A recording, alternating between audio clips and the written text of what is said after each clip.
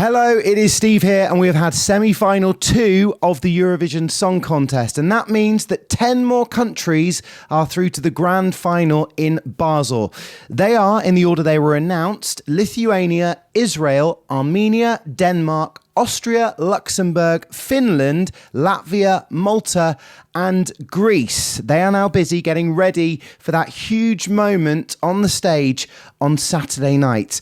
Coming up, you're going to get reaction from all 10 qualifiers.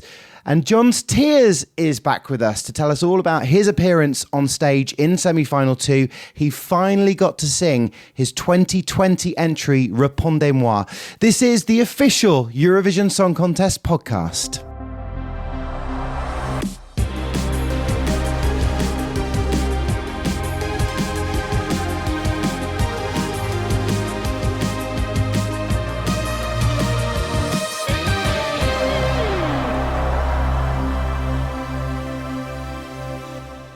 Cecil, I know how nervous you have been about today, but you have qualified. How are you feeling? I'm actually feeling a little bit empty. It's a little bit weird because I think like all of my adrenaline was used, up until the performance, and then it's like flat. But I'm so grateful. I'm extremely grateful that this happened. I'm so happy, and I can't wait to go to the final. You have broken Denmark's long NQ streak. How are you feeling? I feel like the Queen of Denmark. Mary got nothing on me. No, I'm kidding. I feel like that's insane. That's insane. Yeah. And you're the first artist ever from the Faroe Islands to get into the grand final. I made history. I'm actually a historic person now. They will write books about me.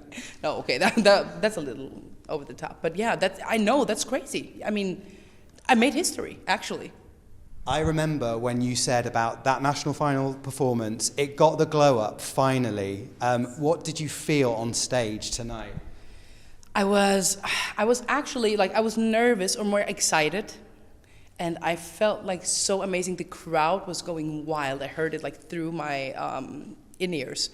And they were clapping along throughout the verse all the time. And I think they have been desperate to get Denmark, so they have been come on, help Cecil, everyone. It's almost pity, no. But it was insane on the stage. The crowd was amazing, and they feed me so much. It gives that extra energy, always. You did what you came here to do. You got to the grand final. Yes. Tautametas representing Latvia. You're through to the grand final. How are you feeling? What was the tension like tonight? Oh, it was real. The tension was real. Yeah, it was. We were happy. Yeah. Deep in the heart, we really hope that we will get into the finals. But as the bands came more and more, the countries were elected more and more to the finals. We were a bit towards the end, so we were a little bit worried. But we are very happy and grateful. And you're taking Latvian to the grand final for the first time in so many years. How does that feel? I think this is the first time we are in the finals with Latvian language. No? Maybe. Yeah. And we feel great. We're feeling really proud. Where does the power of 6 come from? How powerful do you feel when you're all on stage together? Well, very powerful. First of all, unbreakable. The support of these 6 ladies to each other is just amazing. And also, I don't know, it feels like maybe we have also the support from our whole country because we sing folk songs and we have these deep roots in our culture. So that also helps. You're through to the grand final. Congratulations. Thank you. Yuval Raphael representing Israel. You have qualified for the grand final. How are you feeling? Oh my God, incredible. Absolutely amazing. What was the tension like? I mean, I have to be honest, the second I went on stage, I saw a few friends of mine on the audience and my heart just went silent and I'm like, just enjoy. You have one of the most incredible experiences in life. Just enjoy the moment. And that's what I did. How did you deal with your nerves? I breathe. I know it's scientifically proven that if you take 5 deep breaths, you automatically are more calm. So this is what I do. And I think of my message. Switzerland has a very special place in your heart, doesn't it? Yes, definitely. I used to live in Switzerland when I was between 5 years old and 8 years old. I think it was one of the most changing and most amazing times of my life during because of my family. We were always all together, and the people and the experiences I've had here. So it's very, very close to heart being here. And finally, your mum's been here with you. How's that been, having her by your side? A dream. Having my mom is always like, okay, I'm good, I'm well. Whatever happens, I have my soulmate, so I'm calm. Congratulations, Yuval, through to the grand final. Much, thank you. I'm so excited. JJ, you've made it to the grand final. How are you feeling? So excited. We finally did it, and yeah, all of the hard work paid off. Talk me through the performance. What were you feeling in those 3 minutes tonight? I was feeling everything. I was excited. I was also in my feels, feeling everything, what we wrote, all of the emotions that we had in the song, and just very happy to have finally performed in front of Europe. How do you get that voice ready and channel it and get it out there, because it is incredible? Oh, thank you. I do vocal warm-ups the entire day, so you just randomly hear me singing high notes somewhere in my room. Yeah. And you've had Taya, who represented Austria 2 years ago, by your side. What does she mean to you, and what did she say when you went through tonight? She's literally one of the most important people with me right now. I'm so happy to have her, not only as my best friend, but also as my mentor. She's gone through this. She's also made it to the final, so she knows how to take care of me, and she knows what to just have in mind. And we know that your family is Eurovision obsessed. What are they going to be doing tonight? They're probably going to be celebrating. I called them on FaceTime already, like I always said. And they were so excited, and they were like, I'll wait for you at the hotel. I was like, guys, go get some sleep. You need to catch up on sleep for Saturday. And I think you need some sleep now, because there's a busy couple of days. But JJ, you are through to the final. Well done. Thank you so much. Erika Wickman, representing Finland, you are through to that grand final. How are you feeling? I'm a little bit under the shock, but I'm so happy, and I feel like this is how it should go. I was thinking that I want to go to final, and I go to final, and then I went to final. So I'm happy, blessed, a little bit under the shock, of course. Where do you get your star power from? You own that stage 100%. Where does it come from? I don't know, because it's something in me that I can't explain. Maybe, it's just my crazy brain which is doing thing, and people are like, okay, let's go. I don't know. You've told me before that you feel so secure and happy when you're on that microphone way above the crowd. Mm-hmm. Is it your second home? Is that where you feel alive, looking out onto the arena? Yeah, it is, and it feels very safe there. There now in a semi-final, there was some kind of different blow in that microphone, so I get a little bit scared up there, but everything went well. But normally, when it works normally, it's my safe place, and I feel like I'm in the right place, and I feel very happy there. How did the crowd make you feel tonight? I feel very loved when I'm in front of them, and I want to give love to them also. And did you enjoy the fondue? Oh, yes. First, the smell was a little bit strong, but it was amazing. That was perfect little snack. You did drop your bread, though. It fell off the stick. Did it fell? Yes. Oh my God, I didn't see that. I was so in that good smell and everything, so I didn't see that, but yeah. Erika Wickman, you are through to that grand final. Congratulations. Thank you so much. Katatis, representing Lithuania. Congratulations. I don't know if we expected it. We were just like, I don't know, but we're feeling great. Yeah, like in a dream. At a loss for words right now. Still processing the feeling.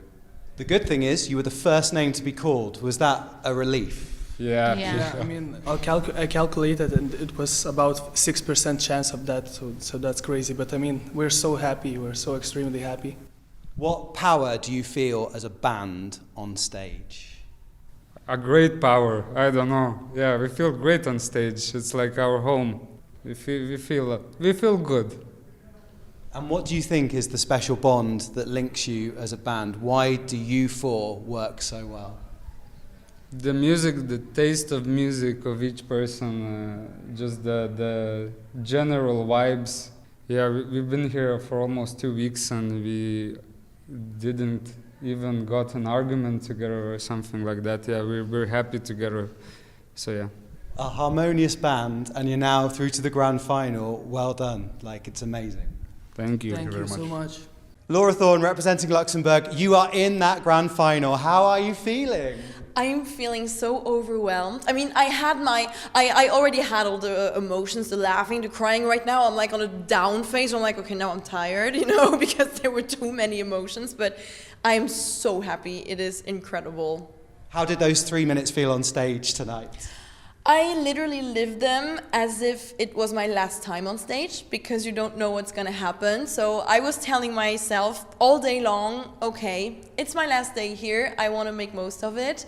And yeah, those 3 minutes on stage, my brain was off, my body knew what it had to do, so I could just enjoy it completely, and that's what I did. If people don't know, you are a music teacher and your students have been there every step of the way. How do you think they'll be feeling tonight? I think they'll be very, very proud. They have been so sweet today. I have like group chats with my adult students, and today they were all spamming the group saying, "We love you, we're so proud of our music theory teacher." It's so sweet. And you've got that little nod to Luxembourg's heritage, haven't you, in the song? What does it mean to give that little nod to the past? Well, it's a great honor. I mean, France Gall is a big personality. She's amazing. Everyone knows her, and to be able to pay an homage to such a big star, is really incredible to me. And yeah, it paid off. I got to the finals. I'm so sorry. I'm so sorry. I'm so happy. Laura, congratulations. We'll see you Saturday. Yay! Klavdia, representing Greece, you made it. What a day, what a day. So I almost had a heart attack. I was the last one to be announced. Thank you for this. I mean, I'm joking. It was the best day of my life. I really enjoyed everything. I'm so happy to be here.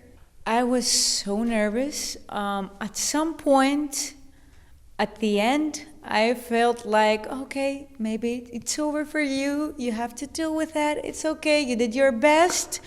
But the surprise came. Everything fell down. Everyone was on me. It was the craziest moment so far. But I really enjoyed it. Like, I feel like I'm flying right now, and it's a dream. What were those 3 minutes on stage like? You must feel so powerful when you're standing up there and you've got the whole arena in front of you. Yes, it was a moment, truly. I felt so powerful, as you said. I felt confident.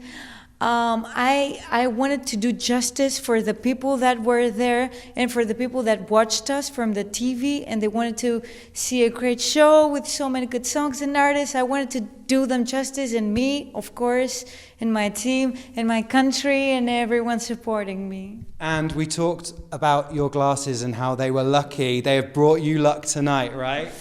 I wish they did something to bring me luck. Regardless, I love them, I will always wear them, and I wish they bring me luck on the final too. They are iconic, Klavdia, honestly. Even Sandra Studer tried them on, that is how iconic they are. They suited her so well, like I liked them on her. Did you like it? I loved it too. Yes, I liked it. Look, grand final awaits, Greece is there, well done. Thank you so much, thank you, I love you all, thank you. Parg, representing Armenia, you've qualified for the grand final. How are you feeling? I'm shocked and I'm really happy. Thank you guys. What does it mean to represent your country on that stage?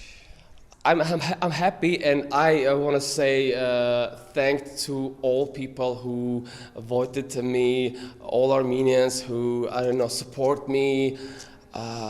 I really appreciate it, and I'm really happy for this. And I don't know, I'm happy, and it's a big opportunity for me. It's a big deal. I don't know, it's really cool. How tense and nervous did you feel waiting for the word Armenia to be said? It was not too much nervous. It was not stressed, but yeah, a little bit, and yeah, and it was fast. And I'm in grand final. Oh, it's really good. And finally, you are one of the contestants who is getting fitter as the contest goes on because of all the running you do on the treadmill, on stage. How are you enjoying that performance? It was really cool 3 minutes for me. I feel people energy. I feel treadmill under my feet. Yes, but I was ready, and sometimes it was difficult to really prepare for this, but I did it, and I love it, and I really appreciate it. Thank you all. Thank you, people. It was really cool 3 minutes, and in grand final it will more better. Parg, we'll see you on Saturday. Yes, see you guys. Thank you. Mirjana Conte, representing Malta, the diva, is definitely not down tonight. She is through to the grand final. How are you feeling? I don't even have voice anymore. Ma, I don't believe. This is crazy. I love this so much. Ma, it's so special to me because Malta hasn't been in the final since 2021. So this is mind-blowing. They made you wait though, didn't they? They did, but they always do that. Apparently, my face makes very good television when I'm penning. How much hard work have you put in to what we saw on stage? Let's put it this way, I lost like 40 kilos, so that's a lot. That's like loads of rehearsals. I mean, there's loads of mental preparation. We had to go abroad for rehearsals. It's a lot, and you have to really fight with yourself to stay put, because obviously it's not just the glitz and glam people see. There's a lot of work behind it, a lot of time away from your family, rehearsing, but it's so beautiful, and I wouldn't have it any other way. What was the 3 minutes like tonight? What was the crowd like? Because this song has gone all around the world. I couldn't hear the crowd with my in-ears, but my dancers did, and apparently the crowd went wild, which I'm super blessed to hear. And the 3 minutes flew by this way. So the one thing I told myself, I really want to make it to the final, but the specific reason is because I want to go and devour the stage again, to be honest. It was magical. And how nice was it that Destiny was here tonight on stage? Tonight was a very good night for Malta. Very good night for Malta. What? Crazy. And also Destiny is a very good friend of mine, so to share the stage with her tonight was amazing. And she was, in fact, the last qualifier from Malta. So, yeah, the stars aligned tonight. Thank you, stars.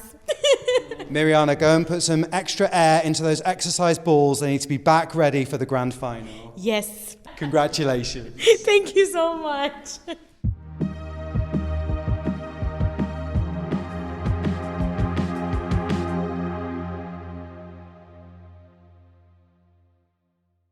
Hello, Gjon. Hello. It's so good to see you. Good to see you too. What is it like to have Eurovision in your home country? How does it feel? It's like a huge pleasure, of course, especially because I know we have a kind of sense of hosting, even if sometimes Swiss people can really look cold or slow. But I have the feeling there is something different here. I loved already the turquoise carpet, the way that they wanted to do it, magical and big, like the Olympic Games, with the boats, and we had the trams. So, I like the fact that that Switzerland is really passionate into Eurovision and gave a lot of credit this year to Eurovision. So I'm really happy that everyone's taking part of it. Before we talk about semi-final 2, how did you feel about semi-final 1? We had Celine Dion. Yeah, of course. I loved it, of course. I was really especially impressed by the video direction from the first show. Visually, I really fell in love with all the portraits, and even sometimes when you maybe don't connect with a song, it's hard to connect visually. And I had some moment like, not to spill the tea, but like, for example, Poland. I mean, it's not maybe my favorite song, but when I saw it visually, I had so many goosebumps. I was like, what the hell is happening? Because the quality of it, the quality of the song, like of the visuals were so great on TV. It's a really good start. And what about the song Made in Switzerland? It was so good. You got a mention as well in it. Yeah, right. Oh my God, with Roger Federer. Oh my God. Yeah, so it was really funny. I love the fact that they wanted to have that kind of musical moment. And actually, it was quite nice to see. And also the opening was really intense with that... with the Swiss horns and and the dancers. I think like the show has already been amazing. Like, so you're not ready for the finals and what's gonna happen. So let's talk about you in semi-final 2, because you finally got to perform the song that you were always meant to go to the Eurovision Song Contest with in 2020 when it got cancelled. What did it feel like to finally sing Répondez-moi? It felt so good, and the fact that I finally could sing it with some other artist of my year was a real pleasure, but also like an honor. We are not there with the pressure of being contestants. We are there with the honor of being guests. So, I mean, it's so cool to honor our songs this way. Yeah, so I'm happy that I really could do everything I wanted. And when I was contacted actually in October. Wow, October, that's a long time ago. Yeah, exactly. They told me like Yves Schifferle, like the producer, like the chief, how do you say? He's the head of show. Yeah. Told me like, we don't have the place, we don't have anything, but we know one thing, we want you on that stage back. So I was like, wow. And he spoke about Répondez-moi, and he said, we cannot not have that song in the show. It felt like when Luca Hänni did so well for Switzerland, and then you did so well for Switzerland, it almost felt like Nemo's win was inevitable at some point. Switzerland was gonna win. You had this resurgence, didn't you? How proud did you feel when Nemo won last year? I was really proud, especially because Nemo came with their own song, their own universe, type of music, everything. So I think it was a nice choice just to come with yourself in a sincere way, with something that really resembles you and your music and everything. So I was really proud that the trophy was finally home, because the thing is, like, when I did Eurovision and I finished first of the jury and then third at the end, I was like, to be completely honest, since we were living in a kind of post-apocalyptic world because it was COVID and we couldn't really bond with other contestants, we didn't have time to, we couldn't spend time together, we didn't have any pre-party Eurovision or whatever, so we didn't live fully the experience. At that time, everything was like a bit of cloudy, in a cloudy dream, so I didn't have the contestant vibe on stage, so I didn't feel like I was competing against other people. It's only like maybe 2 weeks after the show was finished that I was like, oh, come on. Oh, wow, I was so close to win. Yeah, I should have won. So at least I would have bring the trophy back home after Céline Dion. I mean, the symbolic of that, you can live like your best life ever after this, you know? It's not just winning, it's winning for Switzerland after Céline Dion, which for me, symbolic-wise, it would have been amazing. But of course, I was so happy of the performance I've done. That's always like the thing I've said to anyone, because I've also met some contestants of this year, and they're like, yeah, I hope I'll go to the final. I said, don't forget about that. The most important thing is you hope first to have the best show ever, because you need to be remembered. Because every year is a different year, lots of new stuff coming, lots of new artists, new songs, new vibes. So the most important thing is that you have to be remembered with your own art. So, and that's funny because I just met the Greece contestant this year, and she was like, oh, you were my favorite. And I was like, yeah, and it was 4 years ago already. So it's funny that people still remembers me. So I think... She said it on the podcast to me. Oh, nice. Yeah, I said, which song do you love from Eurovision? And she said, Tout l'univers. And she said she couldn't wait to see you here in Switzerland. So cool. I didn't know. Okay, so yeah, that's so nice. And I'm so happy that at least I have put my own mark in this show in a way, because this concept, like Eurovision, really also put a mark to me forever in a good way. there's nothing like Eurovision. It's just the best experience ever. And you know Zoe May, who's representing Switzerland. We talked about you again on the podcast. How proud are you of your friend doing what she's doing there with Voyage? I'm so happy because the thing you go way back, don't you? Yeah, like I knew her, like I knew that she's gonna sing for Eurovision before it was announced. So I told her, like, don't hesitate to call me if you need anything, if you need any help. Because when I was in Eurovision, I couldn't call anyone because it was COVID, and like I didn't have any connection with Eurovision. I didn't know anyone from Eurovision. So, and I'm so happy that she just called me sometimes, like, oh, I'm not sure about this. I'm like, you're sure? Come on, like, look at what you're doing. It's amazing. And I'm so happy because I've seen her at the pre-party Eurovision in Madrid. People were like screaming so much, and the only thing that I'm listening now from the first semifinal is like, Zoe was the best of this first semifinal. So I'm so proud and happy for her because she deserves that love for sure. When was the last time you watched your performance of Tout l'univers? Oh wow. Have you watched it? Yeah. I've watched it because I really think it's important to hear yourself, to listen to yourself, to improve. Sometimes you have some artists saying, oh no, I cannot hear my voice, I don't like that. When you cook something, when you cook a cake, you have to try it to know if it's good or not. It's literally the same when you listen to yourself. You have to listen to yourself to know what you can improve on, or so it's important to do that for sure. So I've watched my performance more with my musician ears, not really just for pleasure. I think like the souvenir that I have from Eurovision is still so alive in me that I don't necessarily need to look at my performance. But of course, it's always funny because with emotions, with everything, you're like, oh my God, I was feeling so good, and I hope it was so good. And you hear it for the first time and you're like, wow, I'm so happy I really delivered what I've wanted. And then you listen to it 2 or 3 months after and you're like, oh my God. And here's like here I did a mistake. Oh my God. And here there's like a wrong note. And here, so yeah. I would say most people that watch that performance, they're like 10 out of 10. And also you're one of the few people who's appeared in the split screen at the end, you know. I can't imagine the stress and the pressure of being in those last two squares. I mean, the thing is, like, I'm so glad, it's horrible what I'm going to say, but I'm so glad that Greece was singing just before me, because when she left the stage, she said, oh my God, it's already finished. I didn't realize that. It's the last time. I really need to give everything. Because, you know, we have been rehearsing so much that at one point, the fear was to become mechanical, you know? So I was like, oh yeah, that's right. Oh, wow. So I had the chance to just listen to this just before going on stage. And then I was like, okay, it's the last moment. So I have to connect now. And so without her, I wouldn't have been, like, I would have been probably maybe more mechanical or whatever. And just because of her, I was like, yeah, she's right. Okay, focus, but sing for the people.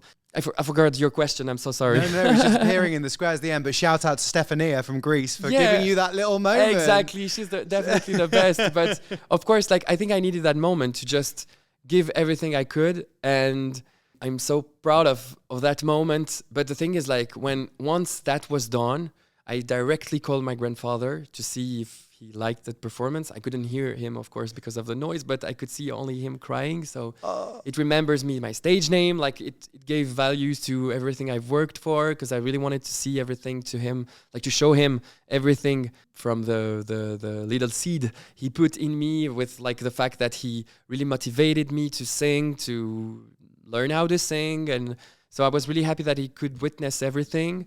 And then I directly went to the green room, and you don't imagine, because of COVID, we couldn't hug, we couldn't like anything. We started to drink, but we couldn't stop. Like, and we didn't need that much because of the pressure, because of the stress. I don't know. Yeah, the nerves.